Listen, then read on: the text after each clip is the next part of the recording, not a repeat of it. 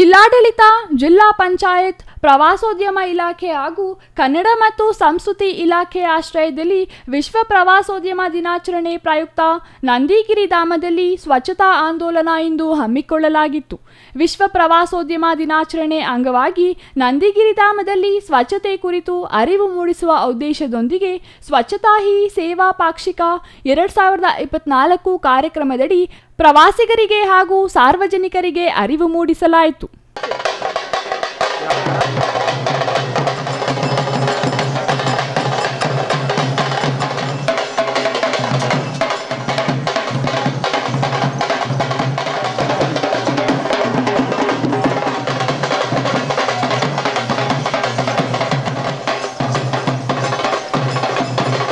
ಪ್ರವಾಸಿಗರು ಪ್ರವಾಸಿ ತಾಣಗಳಿಗೆ ಬರುವಾಗ ಅಲ್ಲಿನ ಸ್ವಚ್ಛತೆ ಹಾಗೂ ಪ್ರವಾಸಿ ತಾಣ ನಿಯಮಗಳು ಹಾಗೂ ನಿಬಂಧನೆಗಳನ್ನು ಪಾಲಿಸಬೇಕು.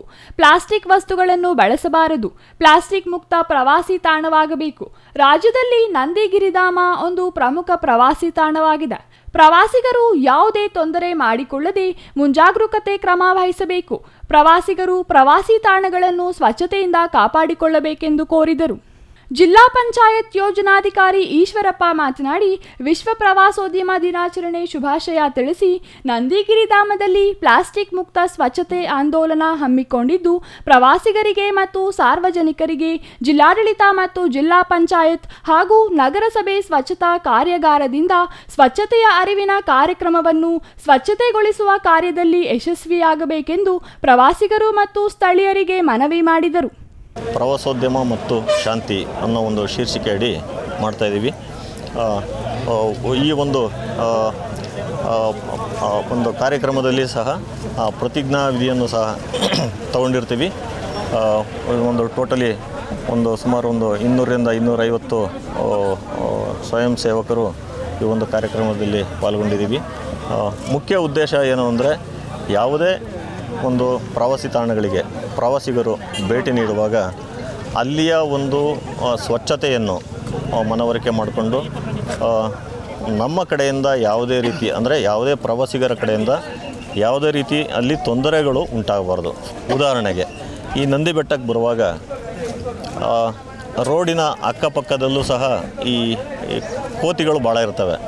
ಸೊ ನಾವು ಬರುವಾಗ ಏನು ಮಾಡ್ತೀವಿ, ಆ ಕೋತಿಗಳ ಮೇಲೆ ಪ್ರೀತಿಗೋಸ್ಕರನೋ ಅಥವಾ ಏನೋ ನಮ್ಮ ಒಂದು ಉದಾರತೆ ತೋರ್ಸೋಕ್ಕೋಸ್ಕರನೋ ಅವಕ್ಕೇನೋ ತಿಂಡಿ ತಿನಿಸು ಕೊಡೋಕ್ಕೆ ನಾವು ಮುಂದಾಗ್ತೀವಿ. ಇದು ಯಾವ ರೀತಿ ಆಗುತ್ತೆ ಅನ್ನೋದಾದರೆ, ಆ ಕೋತಿಗಳು ಕಾಡಲ್ಲಿ ನಾವು ತಿಂದು ಬದುಕಬೇಕು ಅನ್ನೋದನ್ನೇ ಮರೆತುಬಿಟ್ಟಿದ್ದಾವೆ. ಅವೆಲ್ಲ ರೋಡಿಗೆ ಬಂದು ಕೂತ್ಕೊಂಡು ಕಾಯ್ತಾ ಇರ್ತವೆ. ಸೊ ಹೀಗಾದಾಗ ಏನಾಗುತ್ತೆ, ಪ್ರವಾಸಿಗರಿಗೆ, ಬೇರೆ ಪ್ರವಾಸಿಗರಿಗೂ ಸಹ ತೊಂದರೆ ಆಗುತ್ತೆ.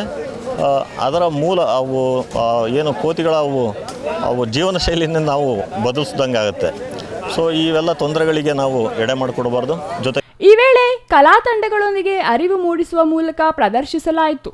ಹೊರ ರಾಜ್ಯದ ಪ್ರವಾಸಿಗರು ಕಲಾ ತಂಡಗಳೊಂದಿಗೆ ಭಾಗವಹಿಸಿ ಮನರಂಜನೆ, ಉತ್ಸಾಹದಿಂದ ತಮಟೆ ವಾದ್ಯಕ್ಕೆ ತಾಳ ಹಾಕಿದರು.